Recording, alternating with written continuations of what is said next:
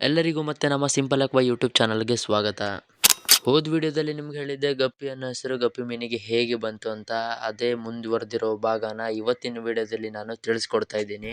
ನಿಮಗೆ ನಾನು ಹೋದ ವಿಡಿಯೋದಲ್ಲಿ ಹೇಳಿದಾಗೆ ರಾಬರ್ಟ್ ಜಾನ್ ಲಚ್ಮೆರೆ ಗಪ್ಪಿ ಇವನು ಮೊದಲ ಬಾರಿಗೆ ಗಪ್ಪೀಸ್ನ ಕಂಡಿಡ್ದ ಅಂತ. ಆದರೆ ಇವನ್ಕಿಂತ ಮೊದಲು ವಿಲ್ಹೆಲ್ಮ್ ಪೀಟರ್ಸ್ ಎಂಬ ವಿಜ್ಞಾನಿ 1859ರಲ್ಲಿ ದಕ್ಷಿಣ ಅಮೆರಿಕದಲ್ಲಿ ಇದನ್ನ ಮೊದಲನೇ ಬಾರಿಗೆ ಕಂಡುಹಿಡಿತಾನೆ.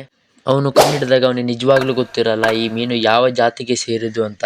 ನಂತರದಲ್ಲಿ ಈ ಮೀನಿನ ಮೇಲೆ ಸಂಶೋಧನೆ ಮಾಡಿ ರೋಸನ್ ಮತ್ತು ಬೇಲಿ ಎಂಬುವ ಇಬ್ಬರು ಸೈಂಟಿಸ್ಟ್ಗಳು ಇದರನ್ನ ವೈಜ್ಞಾನಿಕವಾಗಿ ಪೊಯೆಸೆಲಿಯಾ ರೆಟಿಕ್ಯುಲಾಟಾ ಅಂತ ಸ್ಥಿರಪಡಿಸ್ತಾರೆ. ಇವರು ಈ ಥರ ಹೆಸರನ್ನ ಯಾಕೆ ಇಟ್ಟರು ಈ ಮೀನಿಗೆ ಅಂತ ಹೇಳೋದಾದರೆ, ಪೊಯೆಸೆಲಿಯಾ ಎಂಬುದು ಒಂದು ಗ್ರೀಕ್ ಪದ. ಇದರ ಅರ್ಥ ಏನಪ್ಪ ಅಂದರೆ ಬಹಳ ಬಣ್ಣಗಳನ್ನು ಹೊಂದಿರೋದು ಅಂದರ್ಥ. ಈ ಗಪ್ಪಿ ಮೀನುಗಳು ತುಂಬ ಬಣ್ಣಗಳನ್ನು ಹೊಂದಿರೋದ್ರಿಂದ ಈ ಥರ ಅವರು ಇಡ್ತಾರೆ. ಹಾಗೆ ರೆಟಿಕ್ಯುಲಾಟಾ ಇದು ಲ್ಯಾಟಿನ್ ಪದವಾಗಿದೆ. ಇದರ ಅರ್ಥ ಏನಂದರೆ ಕಟ್ಟುಗಳಂತಹ ಅಥವಾ ಜಾಲಿಯಂತಹವೆಂದರ್ಥ. ಇದು ಗಪ್ಪಿ ಮೀನಿನ ದೇಹದ ಮೇಲಿರುವ ಜಾಲರಿಯಂತಹ ವಿನ್ಯಾಸವನ್ನು ಸೂಚಿಸುತ್ತೆ. ಹಾಗೆ ಈ ಥರನೇ ಇನ್ಫಾರ್ಮೇಟಿವ್ ಆಗಿ ಫಿಶ್ಗಳ ಬಗ್ಗೆ ಇನ್ಫಾರ್ಮೇಷನನ್ನು ಕೊಡ್ತಾ ಇರ್ತೀನಿ. ಆದ್ದರಿಂದ ನಮ್ಮ ಚಾನಲನ್ನು ಫಾಲೋ ಮಾಡ್ಕೊಳ್ಳಿ. ಹಾಗೆ ನಿಮಗೂ ಏನಾದರೂ ಯಾವ್ದಾದ್ರು ಫಿಶ್ಗಳ ಬಗ್ಗೆ ಡೌಟ್ ಇದ್ದರೆ ಕಮೆಂಟ್ ಮಾಡಿ.